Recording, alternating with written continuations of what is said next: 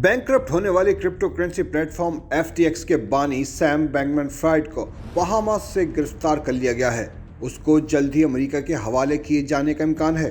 American prosecutors की जानिब से क्रिमिनल चार्जेस आयद किए जाने के बाद सैम बैंकमैन-फ्राइड को अमेरिका की दरखास्त पर गिरफ्तार किया गया है। बहामास के अटॉर्नी जनरल के दफ्तर ने कहा है कि बैंकमैन-फ्राइड के खिलाफ इल्जामात की बाज़ाब्ता तस्दीक मिलने के बाद गिरफ्तारी के मामले पर पेशरफ्त की गई। बहामास पुलिस ने एक बयान में कहा है कि बैंकमैन-फ्राइड को पीर की शाम बहामास के अल्बानी नासाउ में वाक़े उसके अपार्टमेंट कॉम्प्लेक्स से गिरफ्तार किया गया।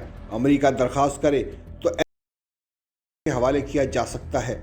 अमेरिकन अटॉर्नी ऑफिस से जारी बयान के मुताबिक अमेरिका में सैम बैंकमैन-फ्राइड के खिलाफ फौजदारी मुकदमात के इंदराज के बाद SBF को गिरफ्तार करने का फैसला किया गया। सैम बैंकमैन-फ्राइड को 14 दिसंबर को कांग्रेस के सामने पेश होना था, जिसमें उन्हें अपनी कंपनी के दिवालिया होने से मुतालिक गवाही देनी थी। इससे पहले सैम बैंकमैन-फ्राइड ने अपने साबिक मुलाजमीन को खत लिखा था, जिसमें उन्होंने अपनी गलतियों का इतराफ़ करते हुए उनसे माज़रत की थी और कहा था कि उन्हें अपनी कारकर्दगी पर इंतहाई अफसोस है। माजी में उनसे बहुत सी गलतियां हुई जिसका खुमियाजा सबने भुगता।